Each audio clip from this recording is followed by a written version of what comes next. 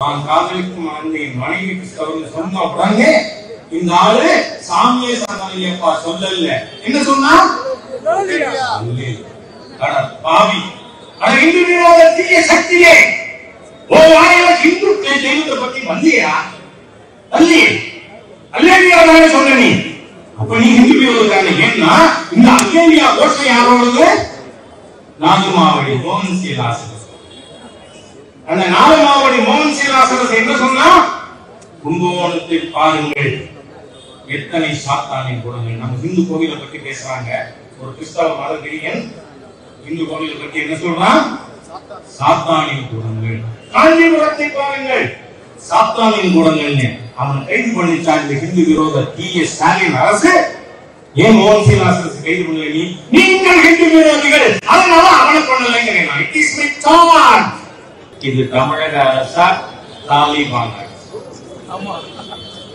அப்படின்னு நீங்க பாத்தீங்கன்னா எந்த அளவுக்கு சொன்னா இந்த அரசாங்கம் நீதிபதியே மிரட்டுகின்ற விதத்திலே ஒரு கிரிமினல் வழக்குகளை சந்தித்து வருகின்ற ஒரு நபரை வச்சு உயர் நீதிமன்றத்தையே அசிங்கப்படுத்துகின்ற அளவிற்கு போயிருக்கு. காரணம் என்ன? அந்த 18 வைஸ் சான்சலர் கேஸ்ல ஒரு நீதிபதி இந்த அரசாங்கத்தின் நிலைப்பாட்டுக்கு எதிராக தீர்ப்பு கொடுத்தா இங்க ஒரு தேங்காய் மூடி வக்கீல் வச்சுக்கிட்டு மிரட்டுவீங்களா? இது எந்த அளவுக்கு கீழே இறங்கி தாலிபானிய குழு இந்து விரோத அடக்குமுறையை செயல்படுத்துகின்ற தீய அரசாங்கம் ஸ்டாலினுடைய இந்து விரோத அரசு அப்படிங்கறது நமக்கு புரியுது. ஆனா எவ்வளவு நாளைக்கு? கரெக்டா 10 மாசத்துல இன்னைக்கு மந்திரி சபையில் இருக்கிற எல்லா பயிலும் ஜெயிக்கும்.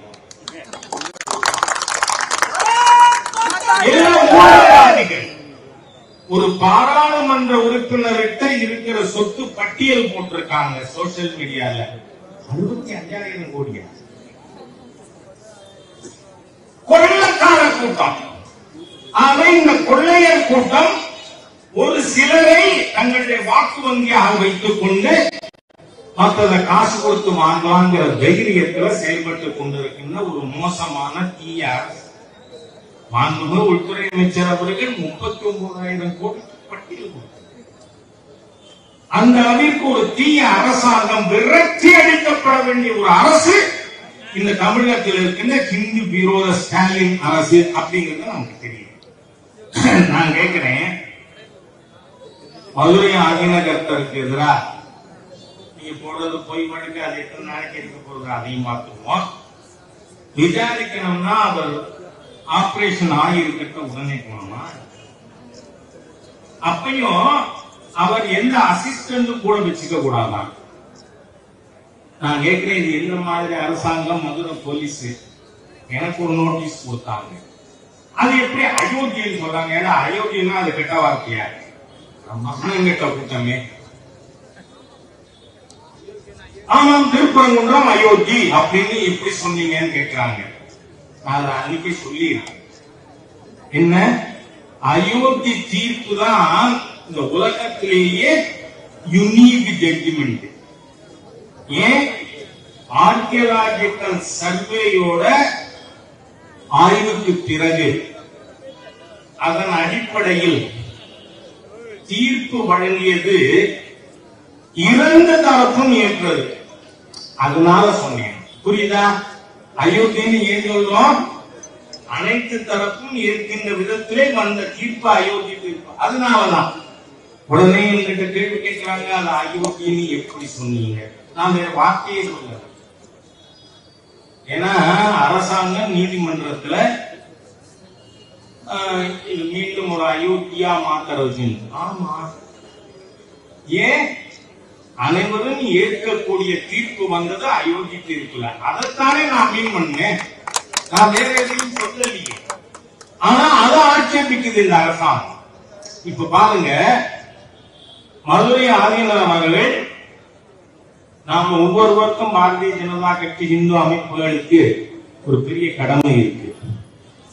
மதுரை ஆதீனத்தின் மீது மரியாதை இருக்கின்ற மக்கள் அனைவரையும் வீடு வீடாக சென்று தட்டி இந்த ஹிந்து விரோத தீய அரசு நம்ம ஆதீன கர்த்தருக்கு எதிராக நடவடிக்கை எடுக்கிறதுன்னு போய் சொல்லுவோமா? சொல்லணும். இந்த அரசாங்கம் நான் இங்க சொல்றேன், மதுரையிலிருந்து இப்ப வந்து ஏன் பயப்படுது ஸ்டாலின் அரசாங்கம், தீய அரசாங்கம்? நீங்க என்ன ஏது எனக்கு தெரியல. மாண்புமிகு பிரதமர் பிளைட் ஏறின உடனே என்ன நடந்தது சென்னையில அப்படின்றதுதான் நமக்கு தெரியும். நான் அதெல்லாம் உள்ள போக விரும்பல. Good taste. அதனால அந்த மாதிரி இருக்கிற ஒரு பயந்தாங்கொள்ளி சர்க்கார் இந்த சர்க்கார் எங்களுக்கு தெரியாதா? என்பதிலேயே தன் ஆட்சி ஊழல் புகாருக்காக டிஸ்மிஸ் செய்த இந்திரா காந்தியின் காலிலே விழுந்து நேரில் மகளை வருக, நிலையான ஆட்சி தருக, சிறந்தலான கேவலமான ஆட்சி டிஎம்கே ஆட்சி. திராவிட முன்னேற்ற கழகத்தின் ஆட்சி எவ்வளவு தூரம் வெறும் பயந்தாங்கொள்ளிகளால் உருவாக்கப்பட்டிருக்கின்ற இந்த ஆட்சி 10 மாசத்துக்கு மேல உங்களுக்கு தமிழ்நாடு பாலிடிக்ஸ்ல இடம் இல்லை. மாரி சக்கரவர்த்தி அவர்கள் 2 சொல்லிட்டார். அப்போ ஜெயிச்சது கர்நாடகா மட்டும்தான். எலெக்ஷன் கர்நாடக ஒரு ஆள் ஜெயிச்சார். ஆனா சட்டமன்றத்திற்கு போக பயந்தாங்கொள்ளி கருணாநிதி அதையும் ராஜினாமா செய்தார். அங்கப்புறம் செல்வராஜ்ங்கிறவர் நின்று அப்ப கவுண்டர்மேன் ஆன எக்மோர் தோனி சேர்ந்து திமுக 2. ஆனா தேர்தல் நடந்து முடிவுகள் அறிவிக்கப்பட்ட பொழுது திமுக ஜெயிச்சது 1தான். அந்த 1 சட்டமன்றத்திற்கு போக பயந்து துப்பு கெட்ட கருணாநிதி ராஜினாமா செய்தார். அவ்வளவு பயந்தாங்கொள்ளி பசங்க திமுக காரங்க. நமக்கு தெரியாதா? எங்க ஆளுநர்கள் மிரட்டுகிறீர்களா என்று நான் கேட்டேன். ஏன் அவர் ஒரு அசிஸ்டன்ட் ஆபரேஷன் ஆன மறுநாள் உங்களுக்கு விசாரிக்கணும்னு என்னங்க அவசரம்? என்ன அவசரம்? ஏன் அதுதான் கேட்டு விசாரணை பண்ணா அப்பயும் அதே தானே சொல்ல போற. அதாவது கொடுமைப்படுத்த வேண்டும். சைக்கலாஜிக்கல் டார்ச்சர் கொடுக்க ஆரம்பிச்சா உங்க மந்திரி ஒருத்தர் கூட வீட்டுல தூங்க.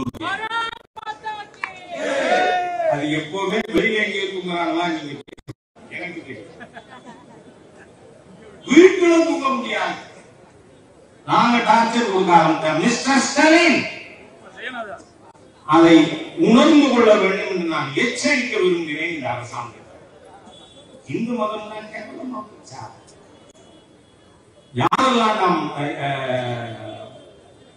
ஆதிநகரத்திற்கு எதிராக பேசுறது? ஒரு தேங்காய் மூடி வைக்கல, வழக்கே இல்லாம நக்சலிய சித்தாந்தத்திற்கு ஆதரவா செயல்படுகின்ற ஒரு கீழ்த்தரமான நபரை வச்சு நீதி அரசை மிரட்டக்கூடிய அளவுக்கு ஒரு அரசாங்கம் தரம் தாழ்ந்து போயிருக்கிறது. ஒரே காரணம், இத்தனை நாளா நீதி அரசர் பற்றி பேசல, இன்னைக்கு ஏன் பேசுறாங்க? அந்த 18 வைஸ் சான்சலர் ஜட்ஜ்மெண்ட் நீங்க மிரட்டி பாக்குறீங்க. நான் ஏற்கனவே ரத்னவேல் பாண்டியன்ல இருந்து திராவிட முன்னேற்ற கழகத்தை சேர்ந்த எத்தனை பேர் ஜட்ஜா இருக்காங்க, அதெல்லாம் டார்கெட் பண்ணி லிஸ்ட் போடுவோமா? லிஸ்ட் போடுவோம். நம்ம லிஸ்ட் இருக்கு. உங்க மாவட்ட செயலாளர் நீதிபதி ஆக்கினீங்க, அதை பற்றி பேசக்கூடாதா? அதனால இப்ப உங்களுக்கு என்ன, எல்லா விதத்திலும் அவங்க அந்த கொடுத்திருக்கிறது. என் பேரை கூட போட்டுருக்காப்ல, உச்ச நீதிமன்ற நீதிபதிக்கு அனுப்பிச்சிருக்கிற பெட்டிஷன்ல 14 பேஜ் கம்ப்ளைண்ட் வித் மீ. அந்த மாதிரியா எல்லா விதத்திலும் எதிர் சித்தாந்தமே தமிழகத்திலே பேசப்படக்கூடாது என்று செயல்படுகின்ற ஒரு தாலிபானிய சர்வாதிகார தீய அரசு இன்னைக்கு தமிழகத்திலே. இரண்டாவது காரணமா என்ன தெரியாது, சோசியல் மீடியாவில் பேசப்படுற விஷயம் தானே. நான் அதுதான் உங்களுக்கு முருகபக்தர் மாநாட்டுக்கு ஏற்கனவே ஜஸ்டிஸ் புகழேந்தி அவர்கள் அனுமதி கொடுத்தார். நீங்க போட்ட ஒரு சில கண்டிஷன்ஸ் அன்ரீசனபிள் அப்படின்னு இன்னொரு நீதிபதி தீர்ப்பு கொடுக்கிறார். அது உங்களுக்கு போகணுமா? நான் சொல்றேன், மதுரையில் நடந்த முருக பக்தர்கள் மாநாடு இந்து விரோத தீய அரசாங்கத்தின் கன்னத்தில் கொடுக்கப்பட்டிருக்கின்ற கனமான அடி. இது பல மாநாடு நடந்தது. என் திமுக இளைஞரணி மாநாடே நடந்தது. ஏன்னா மினரல் வாட்டர் பாட்டில் திருட கூட்டம் தானடா. திமுக யாரு? வாழைக்கொலையை திருடுவான், தென்னங்கொலையை திருடுவான், மினரல் வாட்டர் பாட்டில் திருடுவான். திருட்டு பசங்க கூட்டம் தானே உங்க மாநாட்டில் பார்த்தமே. ஆனால் இங்க முருக பக்தர் மாநாடு ஒரு தண்ணி பாட்டில் கூட கிடையாதுங்க, ஒரு குப்பை இல்லை. அங்க வந்த முருக பக்தர்களே சேர முதற்கொண்டு எடுத்து அழித்து வைத்து விட்டு வந்தாங்க. ஒரு ஒழுக்கமா மாநாடு நடத்த துப்பு இருக்கான்னு கேட்கிறேன். அது முதலமைச்சராக இருக்கட்டும் அல்லது என்ன மந்திரி, விளையாட்டா மந்திரியா இருக்க, அதுவா இருக்கட்டும், உங்களால் மாநாடு நடத்த முடியுமா? ஒழுக்கமா மாநாடு நடத்த மக்கள் இல்லாத கூட்டம் திராவிட முன்னேற்ற கழக தீய சக்தி. நீங்க தீய சக்தி. உங்களுக்கு இந்துக்கள் ஒருங்கிணைந்து இருக்கிறார்கள் அப்படிங்கிறதுல வைத்திருச்சல். என்னவெல்லாம் டார்ச்சர் கொடுக்கலாம் இந்த இந்து சமுதாயத்திற்கு எதிராக அப்படின்னு இந்த அரசாங்கம் நினைக்கிறது. தூத்துக்குடி ஸ்டெர்லைட் போராட்டத்தில் கைது செய்யப்பட்டார். குண்டாஸ்ல ஜெயில இருந்தவர். நான் கேட்கிறேன், நீங்க கேசுதான் போடுறீங்க, இல்ல உச்ச நீதிமன்ற நீதிபதிக்கு லெட்டர் தான் போடணும்னா என்ன ஒழுக்கமான ஆளே உத்தரவோட கிடைக்க மாட்டாங்க. அந்த சித்தாந்தத்திற்கு ஒழுக்கத்துக்கு சம்பந்தம். ஏன்னா நமக்கு தெரியும் ஈவேராவுடைய புத்தகங்கள். தமிழர் தலைவர் ஈவேரா ஒரு புத்தகம் இருக்காங்க, படிங்க. அந்த புத்தகத்தை படிச்சாலே இங்க பூரா என்ன மாதிரியான டிஎன்ஏல வந்தவங்க நமக்கு தெரியும்.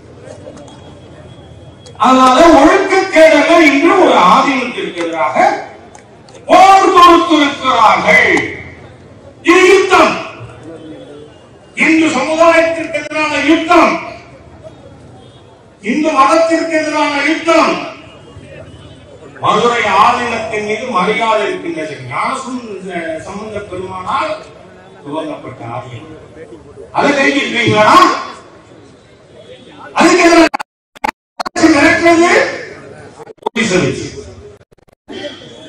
எத்தனை நாளைக்கு நான் ஒரு விஷயம் சொல்றேன். நான் சொல்றது எதுவுமே உண்மைக்கு புறமானது கிடையாது. 75-77 காலகட்டத்தில் அத்துமீறி நடந்தவர்களுக்கு எதிராக நடவடிக்கை 77. அந்த மாதிரி சொல்றேன், அதிகாரிகளும் don't be too enthusiastic in supporting this decaying Tamil Nadu. அழிந்து கொண்டிருக்கின்ற அழிவின் பாதையில் சென்று கொண்டிருக்கின்ற அரசாங்கத்திற்கு தயவு செய்து அரசு அதிகாரிகள் நீங்க அவுட் ஆஃப் தி வே போய் சீஃப் மினிஸ்டர் ப்ளீஸ் பண்ண நினைக்காதீங்க. 2006 மே 30க்கு பிறகு இவர் முதலமைச்சராக இருக்க போவது இல்லை. ஆகவே அதிகாரிகளோ காவல்துறையை, அரசு எந்திரத்தை இந்து மடாதிபதிகளுக்கு எதிராக பயன்படுத்த வேண்டாம் என்று நான் எச்சரிக்கிறேன். அதுக்கப்புறம் அவங்க ஓடி போயிடுவாங்க, சர்க்கால இருக்க மாட்டாங்க, உள்ள போயிடுவாங்க. நீங்க இருப்பீங்க, மாட்டிக்கீங்க. ஏன்னா எமர்ஜென்சில என்னவெல்லாம் நடந்தது. நான் கேட்கிறேன், எவ்வளவு தூரம் ஒரு நன்றி கெட்ட நபர் இன்னைக்கு தமிழ்நாட்டின் முதலமைச்சராக இருக்காருங்கிறதுக்கு சிட்டி பாபுன்னு ஒருத்தர் இருந்தா தெரியுமா? DMK mayor Chitti Babu. அவர் எமர்ஜென்சி போது ஜெயில கொல்லப்பட்டார். எதுக்கு? ஸ்டாலினை அழிக்க போன அடியை தாம் வாங்கினதுனால செத்து போன சிட்டி பாபு வீட்டுல இருந்து ஒரு திமுக கார்பரேட் வந்தாங்க. எவ்வளவு நன்றி கெட்ட ஒரு கும்பல். அதான் சொன்னான், திராவிட முன்னேற்ற கழகத்தில் இருக்கின்ற உடன்பிறப்புகளே வந்து விடுங்கள் கட்சிக்கு. ஆமா, ஒரு நன்றி கட்ட தன் உயிரை காப்பாற்றுவர் செத்து போனாரே சித்தி பாபு, அவர் குடும்பத்தை இந்த சர்க்கார் கவனிச்சிருக்கா? கருணாநிதி குடும்பத்தை மட்டும்தான்.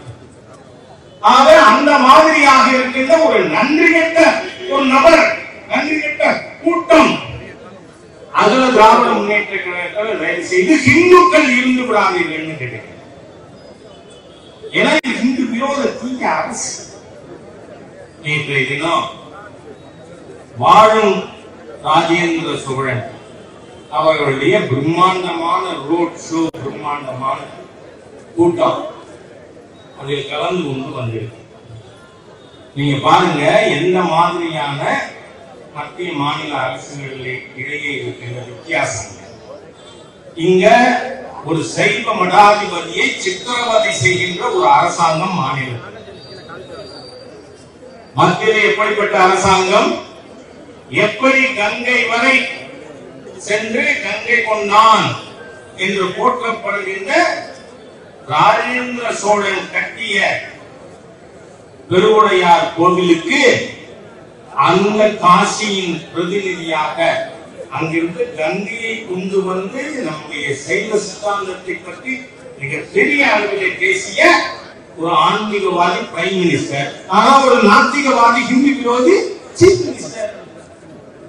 பேசும்போது கதலை நரசிங்க பெருமாள் சொன்னார், நீ யாருக்கு வேணாலும் வாழ்த்து சொல்லு, இந்துக்கு வாழ்த்து சொல்லலாம், இந்து விரோதியும் மக்கள்கிட்ட சொல்ற லைட் நம்ம இருக்குல்ல, இன்னும் சொல்ல வேண்டாம், சொல்ல வேண்டாம். தீய சக்தியை இந்துக்களை வாழ்த்துவது எங்களுக்கு அவமானம் சொல்றேன். திமுக சீஃப் மினிஸ்டர் இந்து பண்டிகைக்கு வாழ்த்து சொன்னால் அது இந்துக்களுக்கு அவமானமாக கருதுகிறேன், அதனால சொல்ல வேண்டாம். ஆனால் சொல்லவில்லை என்கின்ற விஷயத்தை மக்களிடம் கொண்டு போற உரிமை நமக்கு. வேற anti Hindus, all anti Hindus, அவங்க டிஎன்ஏ ஹிந்து விரோதம், தீய சக்திகள். ஆக அவர்கள் இந்து சமுதாயத்தை மிரட்டுகிறார்கள். ஒரு ஆதீன கர்த்தரை அல்ல, ஒட்டுமொத்த இந்து சமுதாயத்தை மிரட்டுவதற்காக காவல்துறையை பயன்படுத்தி எமர்ஜென்சி எக்ஸசஸ்ல ஈடுபட்ட காவல்துறை அதிகாரிகளுக்கு என்ன நடந்ததுன்னு நான் விவரிக்க வேண்டியதில்லை. எமர்ஜென்சி பற்றி நம்ம தமிழ்நாட்டை சேர்ந்த இரா செழியன் அவர்கள், the Shah commission lost and report is lost and found அப்படின்னு ஒரு புத்தகம் எழுதியிருக்கார். யார் இரா செழியன் அவர்கள்? திராவிட முன்னேற்ற கழகத்துல, அதற்கு பிறகு அண்ணா திராவிட முன்னேற்ற கழகத்துல நம்பர் 2 இருந்தவர், தமிழ்நாடு எஜுகேஷன் மினிஸ்டர், சீனியர். அவருடைய இரா செழியன் புத்தகம் போட்டார். அந்த புத்தகத்தை ரிலீஸ் பண்ணது யாரு? அந்த கூட்டத்திலே. அதனால அந்த ஷா கமிஷனால் இந்திக்கு பண்ணப்பட்ட அதிகாரிகள் கொஞ்சம் அதை பத்தி இப்ப இருக்கிற அதிகாரிகள் படிச்சு பாருங்க ஐயா. நாளைக்கு உங்களுக்கு அப்படி எதுவும் வந்துடக்கூடாதுங்கிற ஒரு ஆதங்கத்தில் சொல்றேன். நல்ல எண்ணம், யாரையும் குறை சொல்றதுக்காக இல்ல, என்ன ஒரு நல்ல எண்ணம். அந்த ஷா கமிஷன்ல அத்துமீறி நடந்து கொண்ட அதிகாரிகள் பற்றி குறிப்பிடப்பட்டிருக்கு. அந்த மாதிரி செஞ்சவங்க என்ன ஆனாங்க அப்படிங்கறத பத்தி நம்ம அதிகாரிகள் புரிஞ்சுக்கிறோம். நான் கேட்கிறேன், ஒன்றும் பிரச்சனை இல்லை, நீங்க நல்லா விசாரணை இனிமேல 40 வயசு. நானா எல்லா எஃப்ஐஆரையும் செக்ஷன் படிச்சு பார்த்தேன், எதுலையும் தூக்கு தண்டனை இல்லை. என்ன பண்ணுவேன், ஜெயில போட்டாலும் ராஜா வர. அதாவது உங்களுக்கு ஒரு சம்பவத்தை சொல்றேன். RSS நிறுவனர் பூஜ்ய டாக்டர் அவர்கிட்ட பத்திரிகையாளர்கள் கேட்கிறாங்க, RSS தடை செய்தால் நீங்கள் என்ன பண்ணுவீங்க, போராட்டம் நடத்துவீங்களா? ஷாக்கா நடக்கிற இடத்துல தலகாணி எடுத்துக்கிட்டு போய் 1 மணி நேரம் அங்க தூங்குவோம். நீங்க தூங்கக்கூடாதுன்னு சொல்ல முடியாது, சிலம்பம் ஆடக்கூடாது, கபடி விளையாடக்கூடாது அப்படின்னு. நாங்க அதெல்லாம் விளையாட மாட்டோம். நாங்க தலகாணியும் போர்வையும் எடுத்துக்கிட்டு போய் பெட்ஷீட்டும் அங்க விரிச்சு 1 மணி நேரம் கரெக்டா 5ல இருந்து 6 ஷாட்டா 5ல இருந்து 6 நாங்க தூங்குவோம். மனது உடல் படுத்து இருக்கும். மனது என்ன நினைக்க தூங்குமா? மனசு தூங்காது. அந்த மனது என்ன நினைக்கும்? நமக்கு ஏன் சாக்காக நாம கபடி விளையாட முடியல, நாம ஏன் சிலம்பம் விளையாட முடியல அப்படிங்கும் பொழுது நாம் அந்த அதிகாரத்தில் இருந்தால் இந்த நமக்கு இழிவு ஏற்படுமா அப்படின்னு மனசு நினைச்சுக்கிட்டு தானே. அதனால நாங்க ஒண்ணும் பண்ண மாட்டோம். அந்த 1 மணி நேரம் போய் சாக்கா நடக்கிற இடத்துல வெடிப்பு விரிச்சு தலாணி வச்சு படுத்திருக்கோம். ஆக அந்த மாதிரி சொல்றேன்னா 100 ஆண்டுகள் கம்ப்ளீட் பண்ண ஒரு சித்தாந்தத்திற்காக இருக்கின்ற ஒரு இயக்கம் RSS மாத்திரமே. இது 100வது ஆண்டுல நான். ஆகவே நீங்க யாரோட விளையாடுறோம் நினைச்சு விளையாடுறோம். எத்தனை பேர் எமர்ஜென்சியில 76 ஜனவரியில கருணாநிதியின் அரசு தூக்கி எறியப்பட்ட பிறகு ஒண்ணு தோல்விக்கு கொடுத்த கரவேட்டி அங்கேயே வச்சுக்க பின்னாடி வாங்கிக்கணும்னு சொன்ன திமுக காரன் எத்தனை பேர் தெரியும்? கரை கீழ்ச்சிட்டு நீதியை கட்டின திராவிட முன்னேற்ற கழகம் பயந்தாங்கொள்ளிகளின் ஒட்டுமொத்த கூடாது. இன்னைக்கு ஆட்சியில் நான் கேட்கிறேன், நீதிமன்ற தீர்ப்பு தண்டிக்கப்பட்டவர் பொன்முடி. அந்த பொன்முடியின் மீது நீங்க ரொம்ப பட்டு கொண்டு மந்திரி சபையில் வச்சிருக்கீங்க. அப்புறம் சைவ வைஷ்ணவம் பற்றி பேசினதுனால வழி இல்லை. எவ்வளவு கேவலமானவங்க இந்த திராவிடியன் பார்ட்டி இந்த டிஎன்ஏங்கிறதுக்கே பொன்முடி பேச்சு போதும் நமக்கு. அதுல நீங்க பாருங்க, நேற்றைய முன்தினம் பொன்முடி வழக்குல நம்ம காவல்துறை அதிகாரிகளுக்கு நான் சொல்றேன், it's a word of caution. உங்களை பயமுறுத்துறதுக்காக இல்ல. நீங்க அதுல என்ன சொல்லிருக்கீங்க? போலீஸ் ரிப்போர்ட்ல பொன்முடி பேசுனதுனால கலவரம் நடக்கல, அதனால பொன்முடி மீது நடவடிக்கை எடுக்க வேண்டாம் சொல்லிருக்கீங்களா? போலீஸ் ரிப்போர்ட் நான் கேட்கிறேன். அப்ப என் மீது போட்டிருக்கிற வழக்குல இன்னையா கலவரம் நடந்தது? அப்போ ideological discrimination by Tamil Nadu police இருக்கா இல்லையா? யோசிச்சு பாருங்க. நாம எதையும் எக்ஸாஜரேட் பண்ணவே நான் விரும்பல. என்ன நடந்தது? ஆகவே இந்த அரசாங்கம் இந்து விரோத தீய சக்திகளின் அரசு. அதுக்கு காவல்துறை அதிகாரி நீங்க இது போதும். பொன்முடி கேஸ்ல போலீஸ் முந்தானா கொடுத்திருக்கிற ரிப்போர்ட், சைவம்னா இப்படி வைஷ்ணவம்னா இப்படின்னு பேசின ஒரு தீய சக்திய இது தமிழ்நாடு போலீஸ்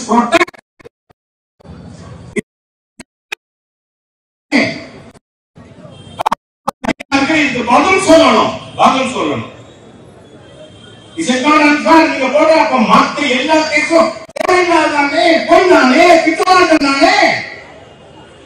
பொன்முடிக்கு ரிப்போர்ட் கொடுத்திருக்காங்க போலீஸ். அவர் பேசிய பேச்சால் கலவரம் பண்ணினார், அதனால அவர் மீது நடவடிக்கை எடுக்கணும்னு அவசியம் இல்லைன்னு போலீஸ் ரிப்போர்ட் போடுது. அந்த மாதிரியா இன்னைக்கு நம்ம முருகபக்தர் மாநாடுக்கு இருந்த ரெஸ்ட்ரிக்ஷன் எல்லாரும் அவங்க ஊர்லயே பாஸ் வாங்கிருக்கணும். என்ன ஆயிரம் அன்னைக்கு நறுக்கி நாட்டாம கொடுத்தா கிடைக்கு 2 ஆயிரம். அந்த மாதிரி மக்கள் ஊரை விட்டே வெளில வந்திருக்க முடியாது. அந்தந்த ஊருக்கு கிடைச்சிருக்கின்ற அதிகாரிகள். ஏன்னா நீங்க பார்த்தா அந்த பிப்ரவரி 4 ஆர்ப்பாட்டம், அதுல காலையில இருந்து என்ன வீட்லயே மறைச்சு வச்சிருந்தாங்க. நானும் கேட்டிலே நின்றுட்டு இருந்தேன். காலைல உட்கார்ந்து இங்க டிஎஸ்பி பார்த்து 3 மணிக்கு ஜட்ஜ்மெண்ட் வருது. ஆனா 3:40 வரை என்ன வருது? ஏன்? அவருடைய குறிக்கோள் நான் மதுரைக்கு வந்துடக்கூடாது. ஆக காவல்துறை அதிகாரிகள் they are too enthusiastic in supporting this anti-Hindu government. Hindu விரோத தீய சக்தியை ஆதரிப்பதிலே காவல்துறை அதிகாரிகள் ரொம்ப உற்சாகமா செயல்படுறாங்க. 10 மாசத்துல சூழ்நிலை மாறி இன்றைய தினம் எதிர்கட்சி தலைவருடைய ஒரு ஏரியா கூட்டமும் பயந்து போயிருக்கிறார். பயந்து துவக்கம் ரெட்டுப்பாளையத்துல நம்முடைய மரியாதைக்குரிய மாநில தலைவர் திரு நயினார் நாகேந்திரன் அவர்கள், நானும் மத்திய அமைச்சர் எல் முருகன் அவர்கள் எல்லாரும் பார்ட்டிசிபேட் பண்ணாங்க. நாளைக்கு காரைக்குடிக்கு வர அதில் கலந்துக்கிறதுக்கு நானும் போறேன். ஆகவே நீங்க பாத்தீங்கன்னா இன்னைக்கு இந்த தீய சக்தி திராவிட முன்னேற்ற கழக ஆட்சி தூக்கி எரியப்பட வேண்டும் என்பதிலே மக்கள் முடிவு செய்து விட்டார்கள். நான் கேட்கிறேன், எவ்வளவு அவசரமா ஆகியிருக்கிற நீங்க விளையாடிக்கிறீங்க. ஏன் ஒரு பொண்ண 10 வயசு குழந்தைய குழந்தையே திருவள்ளுவர் அவனுக்கு 10 நாளா காலத்துல என்ன பண்ணிட்டு இருக்கு? ஆபரேஷன் ஆனாலும் மறுநாள் விசாரணை பண்றதுல காட்டுற உற்சாகம். சரி, நீங்க பாத்தீங்கன்னா நான் சிவகங்கை மாவட்டத்துல இருந்து வரேன். எங்க மாவட்டத்துல திருப்புவனத்துல 5 காவல்துறை பர்சனல்ஸ் அஜித் குமார அடிச்சு கொண்டிருக்கீங்க. அடிச்சு அப்ப இந்த காவல்துறைய மரியாதை எங்க போச்சு? நீங்க வெளியில வந்து காட்டலாமா? யோசிச்சு பாருங்க. How do you show your face in outside? Basic question இல்லையா? வெட்கப்பட மாட்டீங்களா? உங்க டிஎஸ்பி சொல்ற அவரை சஸ்பெண்ட் பண்றீங்க. நடந்து போறாங்க. நீ காரை புடிங்கிட்டதுனால தானே, பிரேக்ல புடிங்கிட்டதுனால தானே அவர் நடந்து போற. அதுக்கு எதிராக நடவடிக்கைன்னா அவரை டிஸ்மிஸ் பண்றாங்க, சஸ்பெண்ட் பண்றாங்க. அவருக்கு ஆதரவா ஒரு காவல் ஆய்வாளர் அவரு ஸ்டேட்மெண்ட் கொடுத்தாரு, நேர்மையானவர். அதுக்கு நீங்க நேர்மையானவன்னு சொல்லலாம். நாங்கெல்லாம் இருக்கும் முத்து போன ஊழல் பேர்வழிகள். நாங்க இருக்கின்ற ஒரு அதிகாரி நேர்மையா இருக்கலாமா? ஆனால் ஒன்னையும் சஸ்பெண்ட் பண்ணு, இல்ல டிரான்ஸ்பர் பண்ணு. என்ன நடக்கு தமிழ்நாட்டில்? பேய்கள் ஆட்சி செய்தால் பிணந்தெழுந்தும் சாத்திரங்கள். ஸ்டாலின் ஆட்சியில சாத்திரங்கள் சட்டங்கள் பிணந்து கொண்டிருக்கிறார். அவ்வளவு மோசமான தீய ஹிந்து விரோத தீய சக்தி. இதுக்கு ஒரே தீர்வு என்ன? ஒரு ஹிந்து கூட இப்ப தேர்தல் நடக்கலாம். நான் அப்பீல் பண்ணா அதுக்கு தப்பா? ஒரு ஹிந்து கூட இந்த ஹிந்து விரோத தீய சக்தி திராவிட முன்னேற்ற கழகத்துக்கு ஓட்டு போடக்கூடாது. அவங்களை குச்சியால கொட்டா கூட அந்த கட்சிக்கு போடக்கூடாது. அப்புறம் மோசமான தீய சக்தியுடைய ஆட்சி தூக்கி எறியப்பட வேண்டும். நண்பர்களை நீங்க யோசிச்சு பாருங்க. இன்னைக்கு திருச்செந்தூர் முருகன் கோவில் கும்பாபிஷேகம், திருப்பரங்குன்றம் முருகன் கோவில். நான் சேகர் பாபு அப்பம் விட்டு போனோமா அப்படின்னு நம்ம கேட்கலாம். ஏன்னா உதயநிதி கேட்டாரே, அது தப்பு இல்லைன்னா இதை நான் கேட்கலாம். தப்பு இல்லை, ஒப்பம் விட்டு பணம் தெரியாத இடத்துல. ஆனா அந்த கணக்கு என்ன? நான் இப்போ கும்பாபிஷேகத்திற்கு பிறகு திருச்செந்தூர் போயிட்டு வந்திருக்கேன். ஒரு ரோடாவது நல்லா இருக்காயா? கோவிலை சுத்தி 300 கோடி. ஆனா கொள்ளக்கார கூட்டமே, கொள்ளக்கார கூட்டமே. இன்னும் பக்தர்கள், அதுவும் ஆன்மீக கொலையாளர் திரு சிவநாடா அவர்கள் போன்றவர்கள் அவர் மட்டும் 2006 கோடி ரூபாய் கொடுத்திருக்காரு. என்ன கணக்கு? என்ன கணக்கு? இதுக்கு ஒரு துறையா? அறநிலைத்துறையா? அவங்கட்ட துறையா?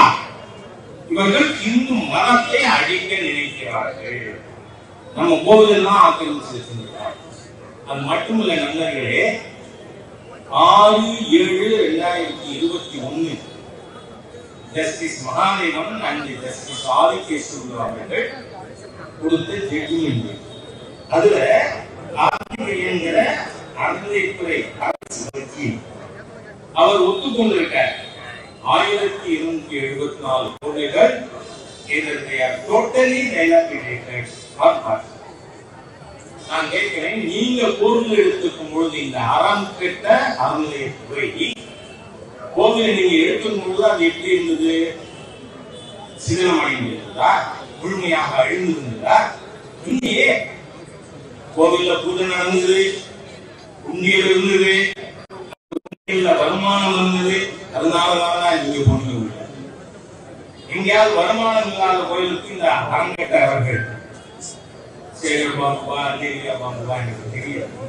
சேகர் பாபு நினைச்சாலே அவரோட சின்னமா நான் கிறிஸ்தவர், நான் காதலிக்கும் என் மனைவி கிறிஸ்தவர் சொன்ன உடனே இந்த ஆளு சாமியே சரணப்பா சொல்லல, என்ன சொன்னா பாவி இந்து விரோத தீய சக்தியே ஓ வாயில ஹிந்து தெய்வத்தை பத்தி வந்தியா அல்லையே அல்லேலியா சொன்ன நீ. அப்ப நீ ஹிந்து விரோதக்கான. ஏன்னா இந்த அல்லேலியா கோஷம் யாரோடது? நாகமாவடி மோகன் சீலாசர். அந்த நாகமாவடி மோகன் சீலாசர் என்ன சொன்னா? கும்பகோணத்தை பாருங்கள் எத்தனை சாத்தானின் குணங்கள். நம்ம இந்து கோவிலை பத்தி பேசுறாங்க. ஒரு கிறிஸ்தவ மத பிரியன் இந்து கோவிலை பத்தி என்ன சொல்றான்? சாத்தானின் குணங்கள். காஞ்சிபுரத்தை பாருங்கள் சாத்தானின் குணங்கள். அவன் கைது பண்ணிச்சா இந்த ஹிந்து விரோத தீய ஸ்டாலின் அரசு. ஏன் மோகன் சீலாசர் கைது பண்ணல? நீங்கள் ஹிந்து விரோதிகள், அதனால அவனை பண்ணலைங்கிறேன். It is my thought, it is my நாம உண்மையை பேசணும். ஒண்ணும் இல்ல 1310-11 நம்ம மதுரையில. அதனால இந்த செய்தியும் ஒரு ஹிந்துவின் வீட்டுக்கும் போகணும். 1310-11 ஆண்டுகள்ல மாலிகாப்பூர் என்கின்ற ஆப்கான் இந்தியன் அவன் படையெடுத்து வர்றான். அவன் மதுரை மீனாட்சி அம்மன் கோயிலை சேதப்படுத்தினான். ஸ்ரீரங்கத்தில் ரங்கநாதர் கோயில் சேதப்படுத்தினார். இது சரித்திரம் தானே. இத நான் சொல்லிட்டேன்னா உடனே அது வழக்கம். அது மட்டுமல்ல நண்பர்களே, மதுரையில் இருக்கின்ற நாம் ஒவ்வொரு வீட்டுக்கும் இந்த செய்தியை எடுத்துக் கொண்டு போக வேண்டும். சுல்தானிய அரசு அவங்க சொன்ன வார்த்தை, ஹெச்ராஜாவோட வார்த்தை பிரயோகம் இல்லை. 1323 1371 வரை 48 ஆண்டுகள் இங்கு ஆப்கானிய ஈரானிய சுல்தானிய அரசு மதுரையை ஆண்டது. அந்த 48 ஆண்டுகள் நம்முடைய மீனாட்சி அம்மன் கோவிலுக்கு விளக்கில்லை, வழிபாடு இல்லை. அது எப்போ விளக்கு வழிபாடு வந்து தெரியுமா? நான் சரித்திரத்தை சொல்றேங்க.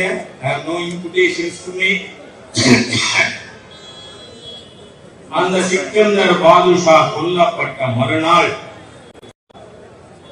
விஜயநகர பேரரசர் குமார் கம்பன்னர் அவர் வந்து மீனாட்சி அம்மன் கோயிலுக்கு போய் இங்க விளக்கில்லை, வழிபாடு இல்லை என்பதை பார்த்து அங்கு கட்டப்பட்டிருந்த சுவரை இடித்து மீனாட்சி அம்மன் கோவிலை புதுப்பித்தார். அவரும் அவருடைய மனைவி கங்காதேவியும். இது புறம் எதுல இருக்கு? கங்காதேவி அவர்கள் எழுதிய மதுரா விஜயம் அப்படிங்கிற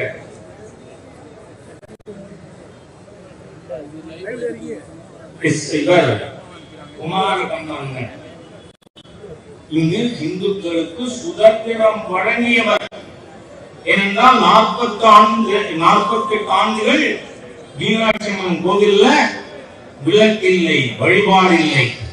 அந்த மாதிரியாக இருந்த சூழ்நிலையில அங்கு வந்து அவர் அந்த சுவரை இடித்து பார்த்தால் அம்பாள் மீனாட்சி அம்மனுக்கு போட்ட மாலை அப்படியே புதிதாக அந்த விளக்கு இருந்து கொண்டு இருக்கிறது. இது பற்றி நீங்க இந்த திரவிடியன் ஸ்டாக் எல்லாம் எழுதி வைக்கல.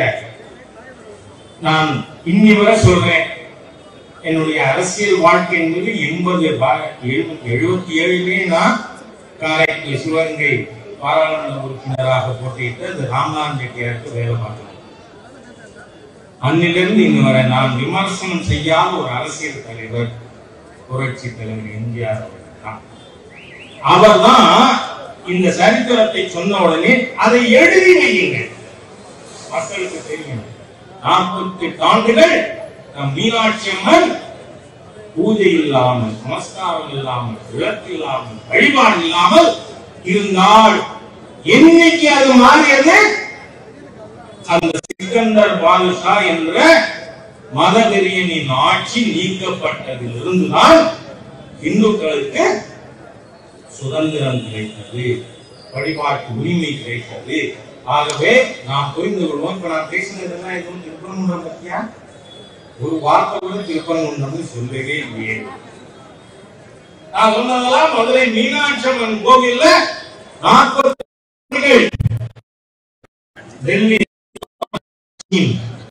காலகட்டத்தில் இந்துக்களுக்கு எதிராக இழைக்கப்பட்ட கொடுமை நீங்க பாருங்க. நேற்றுக்கு நான் கங்கை கொண்ட சோழபுரத்தில் இந்துக்கள், அந்த கங்கை கொண்ட சோழபுரத்தில் இருந்த பெருவுடையார் கோவில் சேதப்படுத்தியது யார்?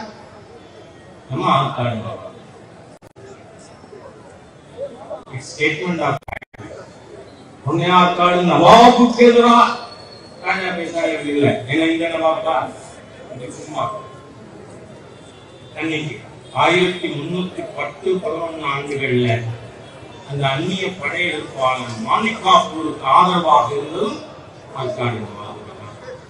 அதனால இந்த நாட்டினுடைய சரித்திரத்தை நாம முழுமையா படிக்கணும். நீங்க பாத்தீங்கன்னா இங்க ஒரு பாராளுமன்ற உறுப்பினர் இருக்க டோட்டல் அண்ட் ஹிந்து, அந்த மாதிரியா நாம இல்லாம இவர்கள் அத்தனை பேரும் மதுரையில மாநகரில் ஒரு திமுக ஆதரவு எம்எல்ஏ விடுவிக்கப்படும். அது இன்னைக்கு உறுதி எடுக்க வேண்டும்.